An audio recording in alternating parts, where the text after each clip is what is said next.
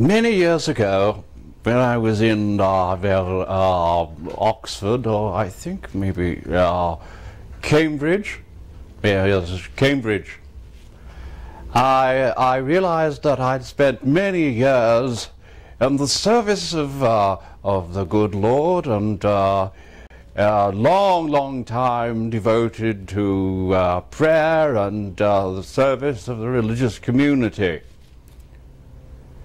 It suddenly dawned on me one day when I saw a lad in a painting in a state of semi-tumescence that something else was going on out there in the world that I thought that I should be looking into.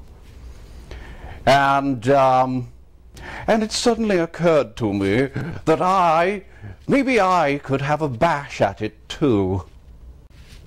And so that's why I'm here today, to tell you about my journeys and my travels and my experimentation and my theories about painting. So, in the words of the good Lord, let's get up and go and look at something.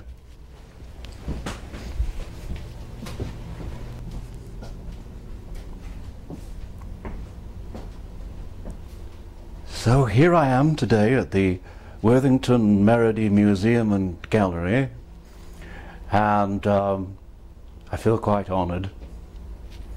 As I said, we were going to discuss some pictures, and this gallery has an abundance of them. As you can see, there's one here. Let's take a look at it.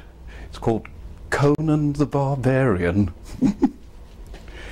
Anyhow, this is a very, very dramatic piece, because if you could see the foot here, this is the first thing I noticed about this painting, was the foot.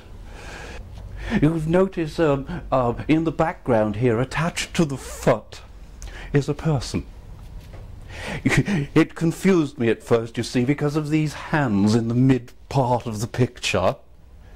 And I thought this was a disembodied shape. And I thought, good God, what a crazy artist to paint just a foot in the picture. And I was trying to figure out why these two were so concerned about it.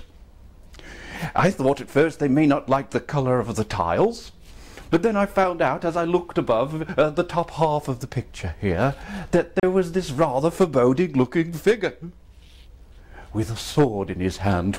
So I thought, how incredibly ingenious of the artist to invite us to see such a menace in the background, but have as the foreground figures a very desperate couple indeed. In a gallery such as this, in the safety of this museum. This isn't just a nude, this is a very thirsty woman without feet. So this is a very curious tale about a nude woman without her feet.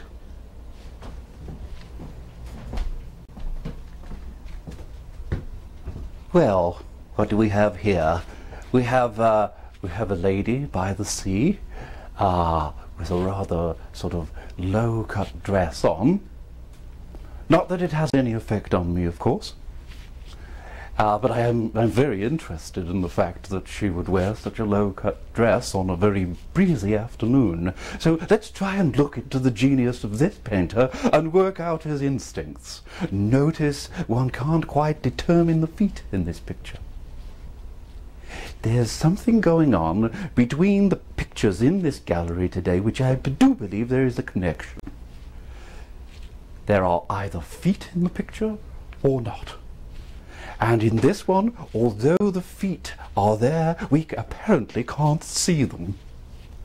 But we can see the low-cut dress. I suspect the artist to be a quite rude person, quietly, but giving off the effluvia of civilization. So it's down to me today, I guess, to untangle the mystery of why we don't get to see the feet, but we get to see the low-cut dress. When it's obviously such a breezy afternoon, she may have been a figment of the artist's imagination. I suspect this to be true. But why couldn't he have given a little bit more coverage around the shoulders, I think? Not that it stimulates me at all. I am not moved by it. I am not in a state of semi-tumescence over it. It's just that it's really rather curious. And dare I even indicate that there may be some connection between her low-cut dress and the rather suggestive-looking lighthouse in the background. Not that I'm stimulated by such things, you can see. I'm looking at it from a rather forensic point of view. And one can see this windswept grass here, which looks like it's lost itself to some kind of sensual abandon. Not that it stimulates me at all, but it is rather curious. But I will leave it with you, the viewer, to make your own mind up.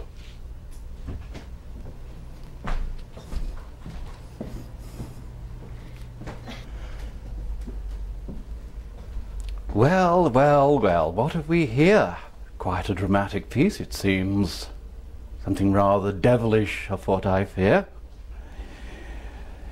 Oh, here we have a little red devil, it seems, and some lady with a rather large negligee on.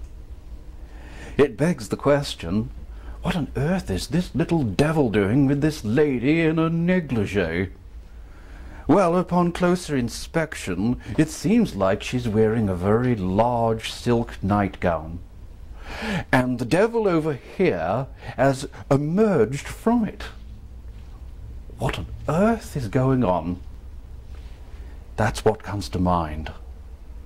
What's he been doing?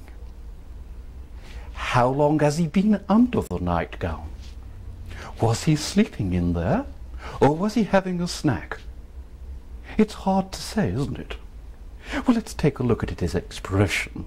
He's looking rather tired, and I suspect that he's had a snack under there. And she accommodated him somehow.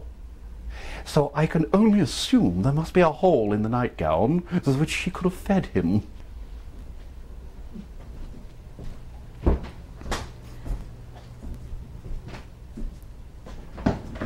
Yes, that red wine is very good. Was it Bruges? I think so. No, it was a white wine, I think.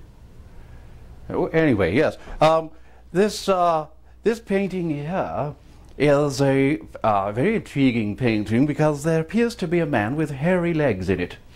I normally associate fellas with hairy legs to be of a different species to the one that we see in this picture here. I suspect what's going to happen in this painting, these two fellows here are going to shave his legs for him. And it seems like they're in a mode of being ready. I can sense the fact that they've sharpened the scythes, and he's been waiting. Oh, and I can tell you, it looks like he's been waiting in the shade to have his legs shaved for half a day, it seems. He seems somewhat exasperated by the whole situation. And so these two fellas here are a little bit nervous now because they're not sure how he's going to respond when they start shaving his legs. So I get the feeling the man with the hairy legs is a little bit anxious. I would be.